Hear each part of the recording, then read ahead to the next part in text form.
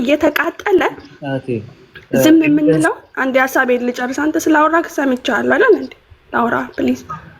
እንትን ነው አንዴ ደሞ ራስን መከላከል ኤቪደንስ ታሳይ። አሁን የምትናገራቸው ነገሮች አሁን ጂጂ እኮ ለራሷ ታስባለች። እያንዳንዳችን ለየራሳችን ህሊና ያለን ሰዎች እያንዳንዱ የምትናገራቸው ወለጋ ላይ ለተፈጠሩት ላልሻቸው ነገሮች ያሰማም እንደ ሁሉ ሰው ዝም ብሎ እኮ ነው የሰማ። ኦኬ ደሞ አልተቆጠረም ገና እኮ ነው። ጀርሚ እኔ አለኩ እኔ መራቸዋለሁ። እኔ ቁጭ ብያለሁ። እሷ ትጨርስ። ጸጋይ አንድ ሚዩት አርግና እየተደማመጣችሁ ከዛ አንተ ነጥቡን ያዘና ትመልስላታለህ። የሚፈልጋቸው ማስረጃዎችም የትኞቹ እንደሆኑ ቢነግረን ጥሩ ነው፣ ማምጣት ስለምንችል። የፈለገው የየትኛው ማስረጃ ነው? ኦኬ አንድ ሰው ይናገር። አንድ ሰው አስገብተን ለ4 ለ5 ጥሩም አይደለም። እሷ ተመልስ። አይ እኔ እሷ ታውራ፣ ግን እሱ የፈለገው ማስረጃ ብቻ ነው። እሷ ተመልስ። አንተም ራስን ችለህ። ምክንያቱም አንድ ሰው እዚህ ቤት ይመጣ፣ ከዛ በኋላ ልክ ሌሎቹ ፔጅ ላይ እንደሚያደርጉት ለ5 ያዙት ለ4 እሷ ትመልስለት፣ አንተ ደግሞ ቀጥለህ ትመልስለታል። ሂጂ። አመሰግናለሁ። ስለዚህ ኦሮሚያ ውስጥ በፋኖ የሚደረጉብን ጥቃቶች ቁጥር የላቸውም። ወንጀሎች የሚደረጉብን እነዚህ ሰዎች ደግሞ ከአማራ ክልል ታርቆ የመጡ ሳይሆን ወለጋ ውስጥ ከኦሮሞ ሕዝብ ጋር ለዘመናት አብረው የሚኖሩ ናቸው። በነገራችን ላይ ወለጋ ውስጥ የሚኖሩትን የኦሮሞ ተወላጆች ሽመልስ አብዲሳ በቅዱስ ጊዮርጊስ ኳስ ተጫዋቾች ስም በተገኘው በአማራ ክልል በተገኘው ገንዘብ ወለጋ ውስጥ የምትኖሩ የአማራ ተወላጆች ታጠቁና ራሳችሁን ጠብቁ ብሎ ከኦሮሞ ሕዝብ ግን ቢላ ሳይቀር ሲያስፈታ ነበረ። እነዚህ ሰዎች የታጠቁ ሰዎች ግን መልሰው አብሮ ለአመታት አብሮ የኖሩ የኦሮሞ ህዝብ የወለጋ ተወላጅ ያስታጠቃ ቤታቸው ከፍቶ የሰጣቸው መሬት የሰጣቸው ከኛ ጋር አብራችሁ ኑሩ ያላቸው በእነዚህ ሰዎች ነው ታጥቀው ህዝባችንን ሲበድሉ፣ ሲጮቁሙ፣ ሲያርዱ፣ ሲገሉ የታዩት ማለት ነው። አብሮ ከሚኖሩ ሰዎች ማለት ነው። እኔ የወለጋ ተወላጅ ነኝ። ከወለጋም ተወላጅ ደግሞ የጊዳ አያና ተወላጅ ነኝ። ፋኖ ታጥቆ ህዝባችንን የሚያሰቃይበት ምድር እዛች የተወለድኩ ልጅ ነኝ። እዛ ያደግኩ ልጅ ነኝ። አውቃለሁ ሁሉንም ነገር እዛ የሚከሰተውን ማለት ነው። ግን የወለጋ ውስጥ የሚኖር አማራ ከኦሮሞ ህዝብ ጋር እየተበደለ ነው፣ እየተጎዳ ነው ብለን ነው የእናንተን ወንጀለኛ ማንናገረው። እናንተ ዛሬ አብይን አካታችሁ የኦሮሞን ህዝብ ጨፍልቃችሁ በጣም ደልቶት የኦሮሞ ህዝብ ደልቶት ተስማምቶት ተመችቶት እንዳለ የምታወሩት ዛሬ ላይ 7 ዓመት ሙሉ እኮ የወለጋ ህዝብ ትምህርት የለውም። ትምህርት ቤት እኮ የለውም። ትምህርት ቤቱ ወድሟል። ድሮን ተወርውሮ እኮ ህዝቡ አልቋል። ትምህርት ቤት የለም። ህዝብ እየተማረ አይደለም። ህዝብ እኮ የሚበላ የሚጠጣ ያጣ ህዝብ እኮ የወለጋ ህዝብ እኮ በማንነቱ አንተ ወለጋ ነክ ተብሎ እኮ መታወቂያው እየታየ እኮ ሲረሸን፣ ሲገደል፣ ሲታሰር ነበረ። የወለጋ ህዝብ እኮ ሴት ልጅ እኮ ስትደፈር ነበረ፣ ማንነታቸው እየታየ ማለት ነው። በዚህ ስርዓት የኦሮሞ ህዝብ የተበደለውን፣ የተገፋውን፣ የተጨቆነውን፣ የተረሸነውን በአደባባይ እኮ የወለጋ ልጅ መሰለኝ በአደባባይ አንገቱ በመከላከያ ሰራዊት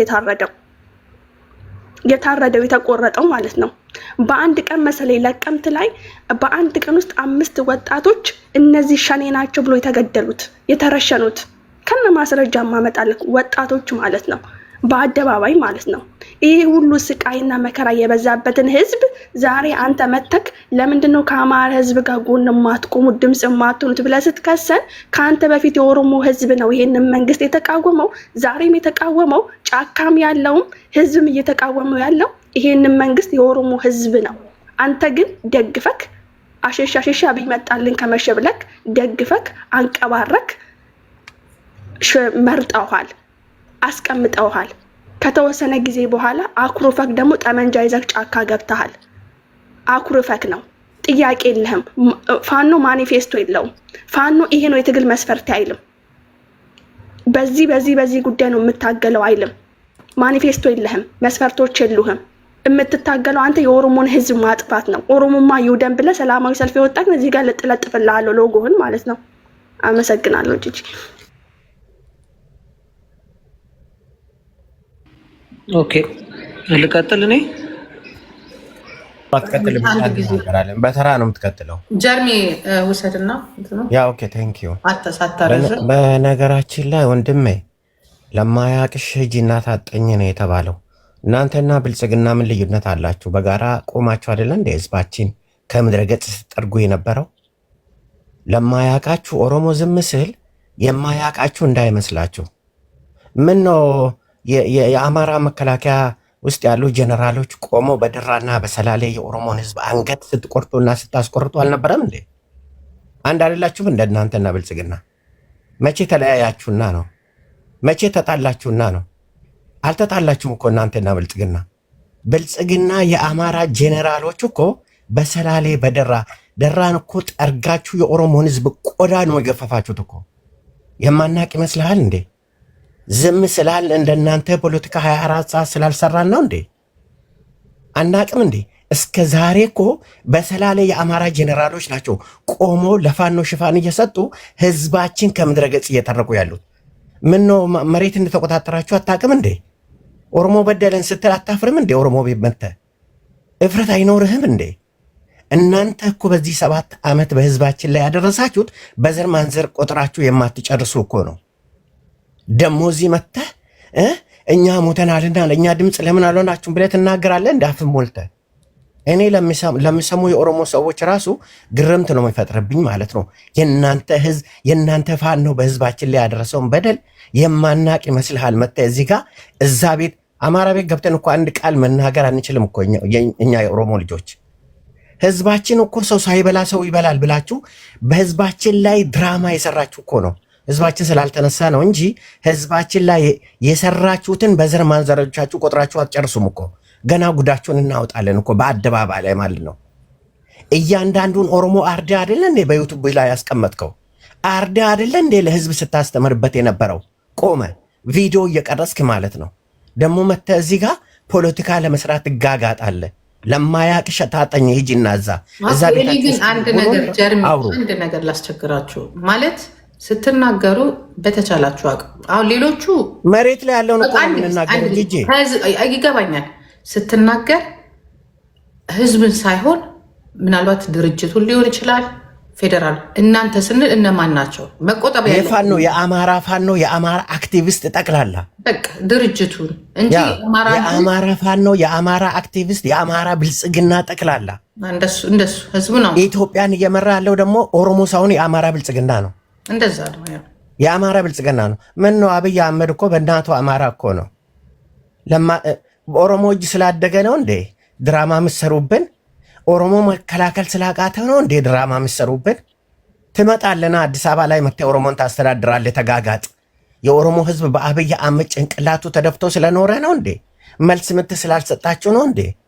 እዚህ መጥተህ ደግሞ ድራማ ለመስራት ትጋጋጣለህ እንዴ? እናንተ እኮ የሰው ልጅ አንገት ቆርጣችሁ የሰው ልጅ እጅ ቆረጣችሁ በአደባባይ እኮ ዓለም የሚያቅላችሁ እኮ ነው። ያቅላችኋል እኮ ይሄንን። ኦሮሞ ህዝብ እኮ አንድ ቦታ ላይ አንድ አማራን ገለው አቅም እኮ በዚህ 7 ዓመት ብልጽግና ፋኖን ያደራጀው ብልጽግና አይደለ እንዴ? ደመቀ መኮንን አይደለ እንዴ መሳሪያ አስታጠቃችሁ? የአማራ ብልጽግና ከእናንተ ጎን ቆሞ አይደለም እንዴ ኦሮሞ አንገትን እያስቆረጠ ያለው? አናቅም እንዴ? ሞታሃል በቃ አንተ ተናግረህ ለአማራ ይሄንንማ ፖለቲካ 24 ሰዓት እኮ ትሰራላችሁ እኮ። መልስ ምት እኮ አልሰጠናችሁም እኮ ለእናንተ። ደሞ መተህ ትጋጋጣለህ እንዴ? በኦሮሞ ልጆች ቤት ውስጥ መተህ ያንን በቤት የምሰራውን ፖለቲካ ትሰራለህ። እዚህ መተህ የሰው ደም የአማራ ፋኖና የአማራ ብልጽግና እያልኩ ነው ያለሁት። ሰውን እንደ እንስሳ እኮ ነው ያረዳችሁት እኮ። ሰውን እንደ እንስሳ እኮ ነው አጋድማችሁ ቆዳ የገፈፋችሁት እኮ። ኦሮሞ ነው ትላላችሁ አይደለም? ይሄ ኦሮሞ ለእናንተ መልስ ስላልሰጠ እያረዳችሁ ኦሮሞ ሰው ይበላል እያላችሁ እኮ ከእናንተ ጋር እየኖርን እኮ ነው። ምናልባት የመልስ ምት የምሰጥበት ቀን ሊመጣ ይችላል፣ ምሰሶ ብልጽግና ከመካከላችን ከለቀቀ። ስለዚህ የማናቅ እንዳይመስላችሁ ዝም ስንል መሬት እኮ ጂጂ እኮ ወለጋ ሙሉ በሙሉ ተቆጣጥሯል እኮ ይሄ ሰው በልታው ቡድን ማለት ነው። ደራ ሙሉ በሙሉ ኦሮሞን አጭርተው እኮ ተቆጣጥረዋል። ሰላሌ ላይ ቆሞ እኮ የአማራ ጀነራሎች መከላከያ ውስጥ ያሉት ህዝባችን አንገት እያስቆረጡ እኮ ነው ያሉት። አናቅም እንዴ? ኦሮሞ ስለዚህ አንተ እያልክ ያለው ምንድነው? አሁን ያለው ስርዓት ብልጽግና ኦሮሞን አይወክልም ነው። በቃ ኦሮሞን አይወክልም። የኦሮሞን ብልጽግና ብልጽግና ነው ኢትዮጵያን እያመሰ ያለው እያልኩሽ ነው። 4 ነጥብ። የአማራን ህዝብ አይወክልም። በነገር ጂጂ እኔ ራሴ እንድከላከል ብትፈቅጂልኝ ደስ ባለ። ኦፍ ኮርስ ምክንያቱም ልጅቱ ተናግረው ሄደች አለ ይሄ የተናገረው ልጁ የሚናገረው አለና ቢያንስ ለአንዳቸው መልሽ ረጅም ሊረዝም ስለሚችል ለአንዳቸው ተናግረው አንዳቸው መልሽላቸው ያንቺንም ጊዜሽን እንትንሽ እንዳላባክንብሽ ችግር የለውም። አሁን በአጠቃላይ እነሱ እየተናገሩት ያሉት ምንድነው? ኦሮሞም ላይ ይሄ በደል እየደረሰ ነው። ይህንን ደግሞ ላለመከላከል ደግሞ ቀቅለ ብላ ያሉት እኮ እነሱ ናቸው። ጂጂ ይህንን ደግሞ ለምንድነው ሰውን አንገት የቆረጡ እኮ እነሱ ናቸው። አንድ መረጃ አመጡልን። አሁን ደግሞ እነሱ የሚለው ምንድነው? ለአማራ ህዝብ ድምፅ ሆነናል። ድምፅ የሚሆነው ደግሞ የምታያቸው ትላልቅ የኢትዮጵያ አክቲቪስቶች ትግሉን የቄሮን ትግል ሲመሩ የነበሩ ገባ ትላንትና ብዙ ታሪኮችን ብዙ ለውጦችን ያመጡት ድምፅ እየሆኑ ነው። አንድ እሱን ግልጽ የሆነ ነገር ነው። አንተም የምታውቀው ነው የምታየው ነገር ነው። እምነት የመቀበል ያለመቀበል ፋንታ ያንተ ነው። እነሱ ድምፅ። ሁለተኛ ነገር ደግሞ እኛም ላይ ይሄ በደል እየደረሰ ነው። እያደረሰ ያለው ግን የኦሮሞ እኛም ላይ እነሱ በላይ ነው በደል የደረሰብን። የኦሮሞ መሪ ሳይሆን እንዲያውም እየደረሰብን ያለው በአማራ ጄኔራሎች የአማራ ተወላጅ በሆኑ ጄኔራሎች፣ ሻለቃዎች፣ ወታደር አመራሮች እንዲሁም ደግሞ የራሳችን የምንለው አብይ አህመድ ነው ኦሮሞ የሆነው የኦሮሞ ተወላጅ ግን የኢትዮጵያ መንግስት የሆነ በሱ ነው ሁላችንም በደል እየደረሰብን ያለ ነው የሚልክ ገብቷል። ጸጋይ አንቺ ምትልክ ነሽ እና ልዩነት አድርጊና ለናገር ማለት ነው።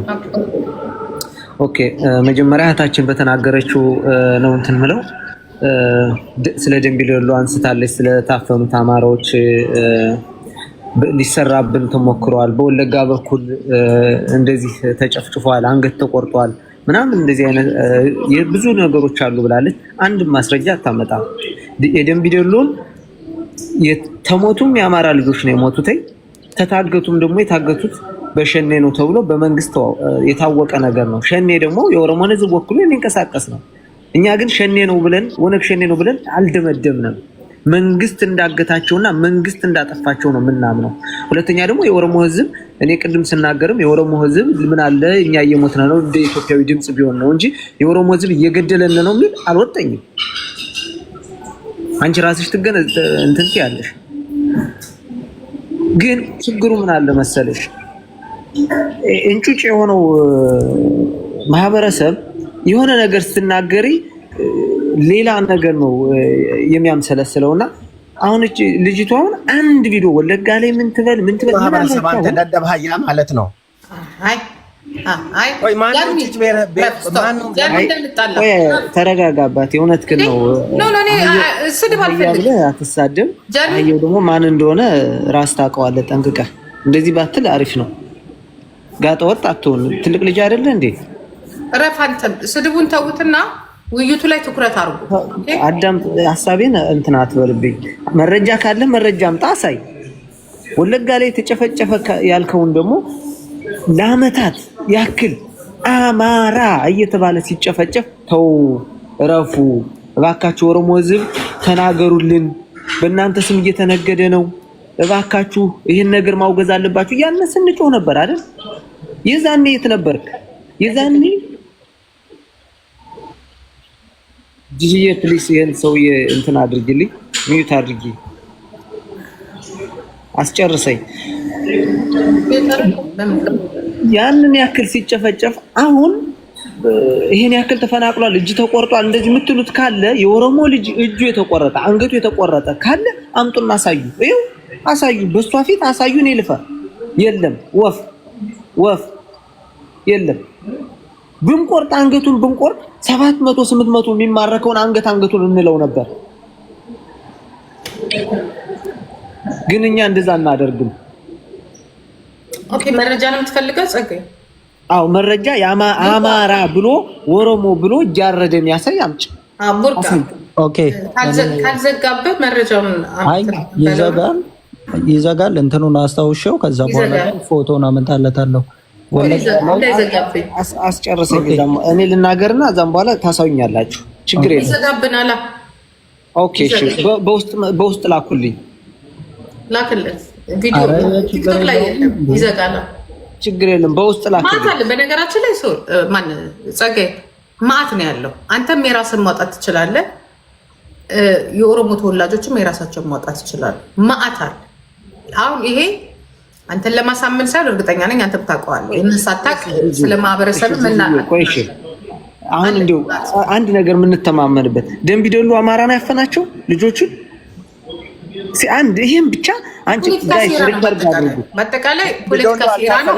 ድራማ ነው። የራሳችሁ ነው ድራማውን የሰራችሁት። ትክክል ድራማ የሰራችሁት እናንተ እንጂ ረፍና እኔም ራሴ እንትን ማድረግ የለብኝም። ጀርሚ በስነ ስርዓቱ የምትናገር እንደሆነ ተናገር። እንትን አትበል። አሁን ጥያቄ ነው እየጠየቅ ያለው። አዎ ጂጂ አንቺን ነው የጠየኩሽ። የደምቢዶሎ አማራን ያፈናቸው ብለሽ ነው አንቺ የምታምኚው? ልጁ በነገራችን ላይ የታፈነ የለም። ለምን መሰል የታፈነ የለም የምልህ ኢቢኤስ ላይ ወጥታ ልትዋሽ የሞከረች አንድ እህታችን አለች ይላል። ኢቢኤስ ላይ ወጥቶ በሙሉ በነመስከረም እና በተለያዩ ውጭ በሚኖሩ ቅልብተኞች የአማራን ሀቅ ለመደበቅ ብለው የአማራን ትግል ለመደበቅ ብለው ራሳቸው ከብልጽግና ጋር የሚሰሩ ቅሌታሞች አሉ። መስከረም አልኩኝ፣ ሶሪ መስከረም አይደለችም። ማናት ይቺ? መስከረምማ እስር ቤት ናት ያለች። የተደረገ ነገር አለ። ገባ? ማዕዛ ይባል ማለት ነው። አሁን በዛ ሰዓትም ደግሞ የታፈነ ሴት የለም። ራሱ ብዙ መረጃዎች አሉ። ምክንያቱም አስተማሪዎቹ ተጠይቀዋል። የዩኒቨርሲቲ አስተማሪዎች የተማሪ እንደዚህ አይነት ተማሪዎችም አልነበረም፣ የጠፉም ተማሪዎች አልነበርም። ግን ፖለቲካ ቆሻሻ አይደለ? የኦነግን ስም ወይም ደግሞ የኦሮሞ ነፃነትን ግንባር ድርጅቱን ለመምታት ብሎ ይሄው ስርዓቱ ያደረገው ነገር ነው። ዋናው ፖይንቱ ግን አሳማኝ የሚሆነው ጸጋዬ እነዚህዎች አሉ። በኦሮሚያ ክልል ያለውን ነገር ብታወራ አያምርባችሁም ለእናንተ። እስቲ አማራ ክልል ላይ በሚደረገው ነገር ታገሉ። ምክንያቱም እናንተ ቅርብ ናችሁ። አማራ ክልል ላይ ጦርነት አለ፣ የፖለቲካ ፕሮብሌም አለ። እሱን ብታወሩ ገባ አትሊስት ህዝቡ ልክ ለትግራይ አንድ ሆኖ ድምፅ እንደሆነ ምናልባት ለአማራም ህዝብ ከአክቲቪስቶች የበለጠ ህዝብ ድምፅ መሆን ይችላል። ግን ታርጌት የሚደረገው ብዙ ጊዜ የአማራ ፖለቲካኛ አክቲቪስቶችን ወይም ታጋዮችን ሳይ የሚወጡ አሉ፣ ከጫካ ተቀርተው የሚወጡ አሉ። ቤተመንግስት እንመጣለን፣ ኦሮሞን እንደዚህ እናደርጋለን፣ በቃ አለ ዛቻዎች የሉ ነገሮች አሉ። ያ ደግሞ ህዝቡ በእናንተ ትግል ላይ እንዳይሳተፍ ድምፅ እንዳይሆናችሁ ነው የሚያደርገው። እና ኦሮሚያ ክልል ላይ ያለውን በደል ከማውራት ይልቅ እንደኔ አዋጭ የሚሆነው እናንተ ቅርብ ስለሆናችሁ ለአማራ ክልል ጥቃቱንም ጭቆናውንም ስለምታዩ አንድ፣ ሁለተኛ ደግሞ የሚበድላችሁ ለይታችሁ ማወቅ። ማንም አንተ ደህና ነው ሄድከው ከአንተ በፊት የገባ ልጅ ነበረ እና ያው እኔ በበኩሌ ሰው በብስጭት ላይ ሲሆን ቤተሰቡ ሲያጣ አካባቢው ላይ ሰላም ሳይኖር ሲቀር የሚናገረውን አያውቅም። ያው ምንም ነገር ብትናገሩ ለዚህ ነው መልስ የማልሰጠው። ምክንያቱም እኔ በራሴ ሲደርስ የተናገርኩት ነገር ስላለም ስለኖርኩበት።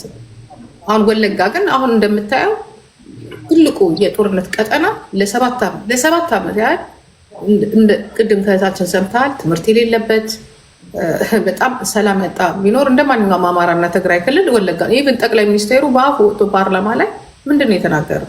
ከባዱ ጦርነት ያለው ከማንኛውም ክልል የበለጠ ያጋጠመን ወለጋ ላይ ነው። ግን ያንን ራሱ የሚያወራ የለም ይላል ራሱ ጠቅላይ ሚኒስቴሩ ወጥቶ ማለት ነው። አሁን 8 ዓመት ሆነው አስበው። የድሮን ማት የሚወርድበት ማንም ድምፅ የማይሆንበት እንዲያውም ከትላልቅ አክቲቪስቶች በቃ የሚያስጠላ ወለጋ የወለጋ መጥፋት እንዳለበት ወለጋ የደም ምድር እንደሆነች ኦፍኮርስ እዛ ወለጋ ላይ ተመሳጥረው የሚኖሩ ቀደም ብለው አብረው የነበሩ የአማራ ህዝቦች አሉ። ወለጋ ውስጥ ትልቁን ስፍራ ያሉት ማለት ነው።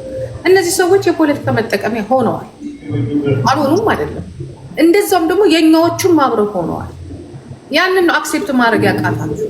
ፖለቲከኞች ይጠቀሙብናል። ብልጥ መሆን ያቃተን እኛ ነው።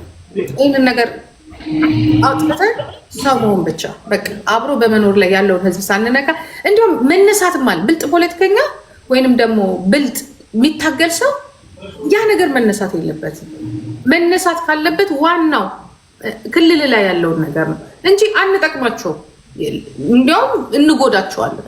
መጣን ደረስን ምናምን ስትል ሌላ ችግር ነው የሚፈጥረው። እኔ እንደዛ ነው ማለት አልተፈጠረም እናንተ ላይ አሁን ስትል የማውቀው ነገር የለም ስትል ነው ተደርጓል። አንተ የምትላቸው አንተ ላይ እኔ ልናገር የፈለግኩት ተደርገዋል። ኦሮሚያ ላይ ነው የምልህ። በአማራ ህዝብ ነው የተደረጉት ወይስ በመንግስት ነው? እኛ የምንለው በፌደራል እኛ የምናውቀው የራሳችንን ነው። ኖ በመንግስት ነው። መንግስት ይኸውልህ አሁን ሳስትናገር ሰምተህ እንደሆነ በአማራ ነው የሚሉት ያሉ መንግስት ያስታጠቃቸው ለምሳሌ መንግስት እሱ የንግግር መንግስት ያስታጠቃቸው ልዩ ኃይሎች አሉ።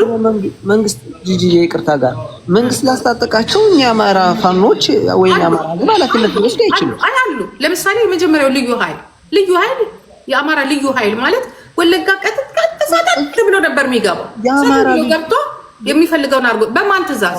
ኦኬ የአማራ ልዩ ኃይል አሁንም ቢሆን እኮ ፋኖን እየተዋጋ ያለ ነው። ይሲ አየህ እሱ ብቻ ነው የኛ የኦሮሞ ልዩ ኃይል ለምሳሌ ገብቷል አይደለ? ቆይ አንድ ጊዜ አንድ ጸጋይ የኦሮሞ ልዩ ኃይል ሰተት ብሎ ገብቶ የራሱን ወንድሞቹን ጨፍጭፎ ነው የሚወጣው። ተገዳድለው ነው የሚወጡት። እኛ ምንድነው ማድረግ ያለብን? ምንድነው መረዳት ያለብን? ለምንድነው ጠላታችንን ማወቅ ያቃተን? ለምንድነው ፖለቲካችንን የሚያበላሸው ከህዝብ ጋር የሚያጣላንን ነገር መናገር ያቃተን? ለምንድነው የምንዝተው? አሁን ለምሳሌ ባን ኬሪ የለጠፈችው ባን አለ አይተው እንደሆነ አሁን እሱን ስታይ ኦኬ እኔ ድምፅ አለ። ምክንያቱም እነዚህ የሚመጡት ለስልጣን ወይንም ደግሞ ለእኩልነት ሳይሆን ወይ ደግሞ ህዝብን ለመምራት ሳይሆን እንደ ህዝብ እኔን ለመግደል ነው የምትመጡት ብዬ ነው የማስበው። ነው ጂጂዬ እንደዛ የሚሉት የወረደ አስተሳሰብ ያላቸው ነው። ምናልባት እኛ ቤተ መንግስት እንገባለን ስንል ለብልጽግና እንጂ ለኦሮሞ ህዝብ ስጋት እንደማንሆን ይሄንም እንዲሁ አንቺም መገንዘብ አለብሽ፣ ሌላውም ማህበረሰብ መገንዘብ አለበት። እኛ መግደል ብንፈልግ እጃችን ላይ ብዙ ኦሮሞ አለ። ከእጃችን ላይ እዚህ የሚማረከው ብቻ ለኛ ቢገደል ብዙ እናቶች የሚያለቅሱ አለ። አያስፈልገንም፣ እናቃለን። እኛ እንመጣለን ቆይ ምናምን ብሎ ኦሮሞ ብሎ አንስቶ የሚናገር በእነሱ እነሱ አማራ ከሆኑ እኔ እነሱን ወክዬ ይቅርታ ጠይቃቸዋለሁ። እኛ ይቅርታ የምጠይቃችሁ ለምንድን ነው? የኦሮሞን ህዝብ ለመጨፍጨፍ ነው ምን መጣ ብሎ ያለ ካለ አይልም። ግለሰባዊ ሊል ይችላል። ግን የአማራ ፋኖ እንደ አማራ እንትን ይብን እንኳን የሚለው አዲስ አበባ እንገባለን። ስንገባ ደግሞ ከብሔር ብሔረሰቦች ጋር ነው ስልጣንን የምንይዘው። አዛ ኢትዮጵያን ነፃ የምናወጣት ከብሔር እኛ ግባችን እስከ አዲስ አበባ ድረስ ነው። እዛም በኋላ ከብሔር ብሔረሰቦች ጋር ነው ምን ወስነው ነው የሚል የአማራ ዋናው እንትኑ ይሄ ነው እንጂ ብቻውን ወደ እንደዚህ ማድረግ ተመጣማ አምባገነናዊ ነው ሊሆን እኮ ነው። ገብቶሻል አይደል? አሁን እንደዚህ ጨፍልቄ ምናምን እመጣለሁ ምናምን የሚል ከሆነ ይሄ አምባገነናዊ ነው። እኔን ይሄም ማንም ይደግፈው የለም። እህቴ ደግሞ ምን ብላለች? አብይን ያመጣው ወደ ስልጣን እንትን አጨብጭቦ ምናምን ብላለች አይደል? ጥሩ ለሰራ እኛ ሄትም ይምጣ ከየትም ችግር የለብንም። ጥሩ ለሰራ አንድነት አብሮነት ላደረገ መንግስት አብረሽ ብትሰሪና ታድጋለች፣ ሀገር ታድጋለች፣ ትበለጽጋለች በማለት በማሰብ ከህዋት ደግሞ ከነበረው ነገር የተሻለ ነገር ስላየ ህዝቡ ረፍት አገኘ በማለት ተቀብለነዋል። አዎ መርጠነዋል። ነገር ግን እንዳለመታደል ሆኖ ትናንትና ሲያሞካሸው የነበረ በመንግስት እንኳን መሪ የብልጽግና መሪ ነን የሚሉት እነሱ ሲያሞካሹት የነበረ ፋኖ ጀግና ፋኖ እንደዚህ ለእንትን አደረገ እንደዚህ ደመሰሰ ምናምን እያሉ ከህዋት ጋር ሲያዋጉት የነበረው አሁን ተገልብጠው ሲታጠቅ መሳሪያ ሲይዝ ራሱን መከላከል ሲችል ያላንድም ጥፋት ያላንድም ከመንግስት ጎን አይደለውም ባላለበት ቅጽበት መሳሪያ እንድታወርድ አለ። መጀመሪያ መሳሪያ ታጥቀ ማርከት ታጠቃለ፣ በኋላ ወርዳለ። ይሄ ነው የጠቡ መነሻ ይሄ ነው። አይ ነው እሱን እናውቃለን። ማለት ልዩ ኃይል ተጥቂታ ነው የእናንተ ጸብ። የአማራና የፌዴራል መንግስቱ ጸብ እኮ ግልጽ ነው እንጂ አብራችሁ እኮ ሁሉም ቦታ ላይ የነበራችሁ ናችሁ። አብራችሁ ግን ችግር የሆነው መቼ ነው? መንግስት አንዷን ልቀጥላትና ጨርሽልኝ በዛው ጠቅለል እንድታረጊልኝ። ሁለተኛው ደግሞ እኛ የህልውና አደጋ ስላለብን በዚህም ይሁን በሸኔም እየተመታ ነበረ፣ በህዋትም ስላለ ጥቃት ይሄን ለመከላከል እርግጠኛ ስላልሆነ መሳሪያ እናወርድም ነው። ይሄ ነው የጠቡ መነስ። ሸኔ ምን ያደርጋል? ፋብሪኬት የተደረገ ሸኔ የሚባል የለም። ይሄማ መንግስት ሸኔ ነው የሚጨፈጭፍ እያለ እውቅና የሰጠው አይደለ እንዴ? የራሱን ጥፋት ለመደበቅ ብሎ ያመጣው ነገር ነው እኮ። ያም ሆነ እኔም እኮ ይሄን መከላከል አለባችሁ፣ በእናንተ ስም የሚሰራው መከላከል አለባችሁ ያልኳችሁ ይሄን ነው እንጂ ልጁ መጥቶ ቢሳደብ ምን ቢል ኢቭን እንኳን ሰላማዊ ሰልፍ ሲወጡ ነፍጠኛ እንደዚህ አድርገህ እንዳው የሚገዛ ብልጽግና ነፍጠኛ እኮ አይደለም። ነፍጠኛ እኮ ማለት እኮ አማራ ማለት አይደለም። በነገራችን ላይ ነፍጠኛ ማለት መሳሪያ አንግቦ በገዛ ፈቃዱ የሚሸፍት ህዝብ ላይ አጠቃ የሚያደርስ ነው። ነፍጠኛ ማለት አንቺ እንደሱ ትረጃዋለሽ። ነገር ግን እስቲ አሁን እዚህ አንዱን ብትጠይቂው ነፍጠኛ ምንድነው እንደዚህ ብትይው ቀጥታ ከአማራ ጋር ነው የሚያያይዘው። እኔ አንድ የኦሮሞ ተወላጅ ነፍጠኛ ብለሽ እንትን ካልሽ ከአማራ ጋር ነው የሚያያይዘው። ይሄን 100% አንቺም እርግጠኛ ትሆኛለሽ። እርግጠኛ ነኝ። አንቺ ራሽን ብቻ አይደለም እንትን ማለት ያለብሽ። ምን ይላል ማህበረሰቡ? ምንድነው የሚያስተላልፈው? አማራ እያለ እየጠራ አሁን ልጁ እንኳን ሲናገር የተሻለ አማራ እኔ አንድ ኦሮሞን ማህበረሰብ የወከለ ወንጀል ይሄን አድርጓል ብዬ እንትን አላልኩም። ለመንግስት ግን አሁን መጠቀሚያና የፋሽስት መጠቀሚያ ሆናቸዋል። ይሄ ደግሞ አንድ ፋሽስት የሚያደርገው ነው። አፋሽስት በዘመናት ሲያደርጉት የነበረ አንድን ብሔርና አንድን ሃይማኖት አንድን ጎሳ የሚጠጋ እንደሆነ ይታወቃል። የዚህ መጠቀሚያ ሆናቸዋል 100%። ይሄ እርግጠኛ ነው አሉ። ለአማራ አሁን በፊት ለቄሮ ሲንትን ሲሉ የነበር አሁን ለምሳሌ እንደ ጀዋር አይነት ማንሳት ይቻላል። ከትግሬም እኮ እንትና እኮ አሉ። ለምሳሌ ይሄ ማን ነው ስሙ? ወይኔ ስሙ ሊጠፋኝ ነው እንጂ አሉ። ትናንትና እኛ የጦር እንትን ነን ምናምን ሲሉ ነበር። አሁን የአማራ ደጋፊ ሆነው አሉ።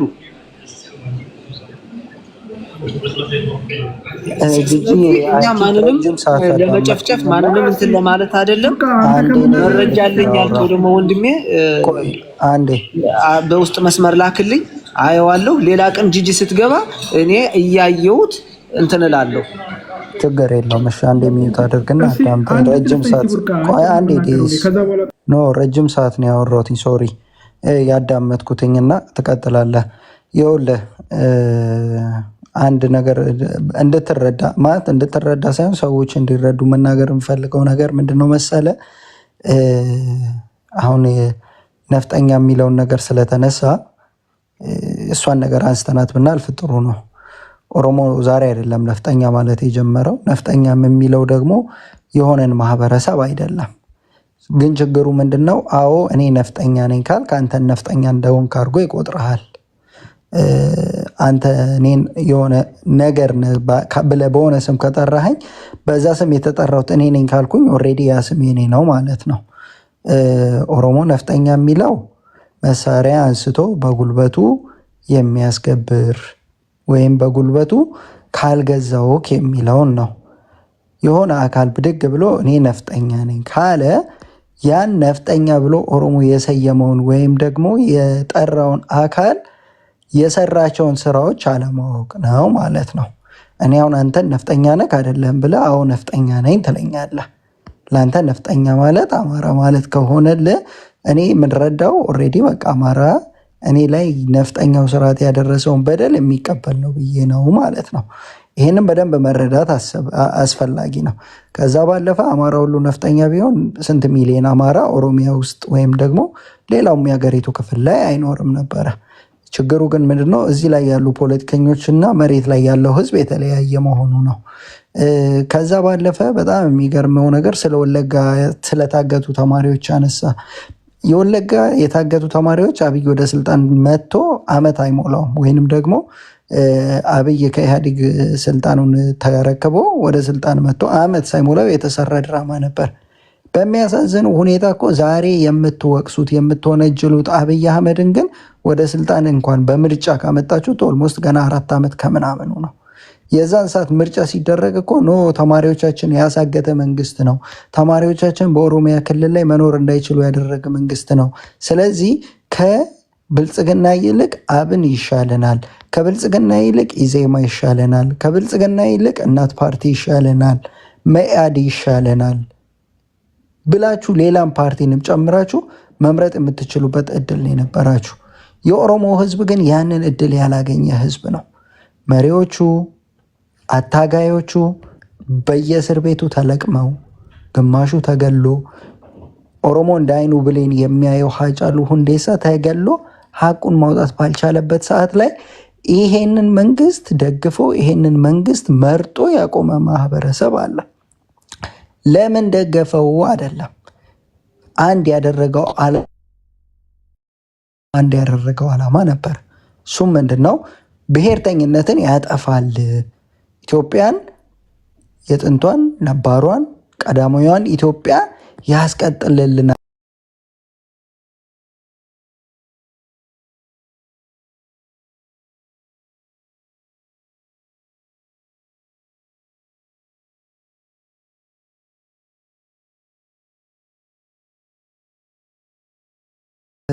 ስልጣን አስመስለው እንደ ቅርጽ እንደ ታቦት ተደርጎ ተሸክሞ ሲዞር የነበረው ማለት ነው።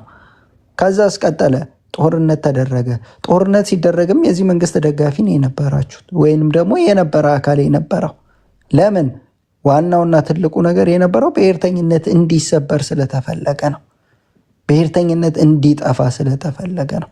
በነገራችን ላይ እኮ የትግራይ ጦርነት ሲያልቅ ቀጣይ ደግሞ ኦሮሚያ ላይ የሚደረግ ጦርነት ታስቦ እኮ ነበር። ለዛ ነው እኮ አክቲቪስቶቻችሁ የሰሜኑ ጦርነት ካለቀ ሌላው እዳው ገብስ ነው ሲሉ የነበሩት። ለምን? የሰጎንን አጥንት በራሱ በሰጎን አጥንት መስበር በሚባል መርህ ኦሮሞን እራሱ ስልጣን ከራሱ በወጣው አካል ወይንም ከኦሮሞ ውስጥ ወጣ ተብሎ በሚታሰበው አካል የኦሮሞ ብሔርተኝነት መስበር ይቻላል ተብሎ ስለታሰበ በዛን ወቅት ማለት ነው። ነገር ግን እንደታሰበው ያ የጦርነት ማብቂያ በተፈለገው መንገድ አለመሄዱ ነገሮችን ሆድና ጀርባ እንዲሆኑ አድርጓል። ማናማ ይሄንን መንግስት ሲደግፉ የነበሩ ኃይሎችና መንግስት ከትግራይ ጋር በሰላም ያንን ነገር በሰላምም ይሁን በአደራዳሪ በአሸማጋይ ያ ነገር ማለቁ የህልውና ስጋት አለብን የሚል ጥያቄዎች እንዲመጡ ከዛም አለፈና እራሱ መርጦ ያነገሰውን ንጉስ የኦሮሞማ መንግስት ነው ብሎ ወደ መሰየም ተገባ። ገብቷችኋል አይደለ? የኦሮሞማ መንግስት ቢሆን ኖሮ ኦሮሞ ነበር የሚመርጠው። ኦሮሞ ሳይመርጠው የመረጠው ሌላ አካል ሆኖ ግን ይሄንን መንግስት የኦሮሞማ መንግስት ነው፣ ከዛስ ኦሮሞማ ትውደም ኢትዮጵያ ትቅደም ተብሎ ከዛ ሰልፍ ተወጣ። ይሄ አይናችን ያየው ቄሱ ሼኩ ሳይቀር ዲያስፖራው ሳይቀር ከሀገር ውስጥ እስከ ሀገር ውጭ ባሉት ሚዲያዎች ጭምር ሁሉ ዘመቻ ሲደረግበት የነበረ ነገር ነው። ኦሮሞማ ማለት ምንድን ነው? ኦሮሞማ ያስባለው ስራ ምን ተደርጎ ነው? ኦሮሞ እስከዚህ ስርዓት ውስጥ ያገኘው ልዩ ጥቅም ምን ኖሮ ነው? ከመታሰር፣ ከመንገላታት፣ ከመሞት በቀየው ላይ ስደተኛ ከመሆን ባለፈ ዛሬ እኮ ኦሮሞ ገበሬ በራሱ ቀዬ ነው ስደተኛ የሆነው። በዚህ ስርዓት ሌላ ሊያተርፍ የሚችለው ነገር ምንድን ነው? ይህንን ስል ስርዓቱን ተጠግተው ሆዳቸውን ሞልተው ከርሳቸውን ኪሳቸውን የሚሞሉ እንደ ልባቸው የሚፈነጩ ውስኪ ሲራጩ የሚያድሩ የቢራ ቆርኬ በመሳሪያ ሲከፍቱ የሚያድሩ የሉም ማለት አይደለም። እነዛ የስርዓቱ ሎሌ፣ የስርዓቱ አሽከር፣ የስርዓቱ ፍርፋሪ ለቃሚዎች ናቸው። እነሱ ደግሞ ማለት ነው እንደ ብርሌ ሆድ እንጂ ጭንቅላት የላቸው።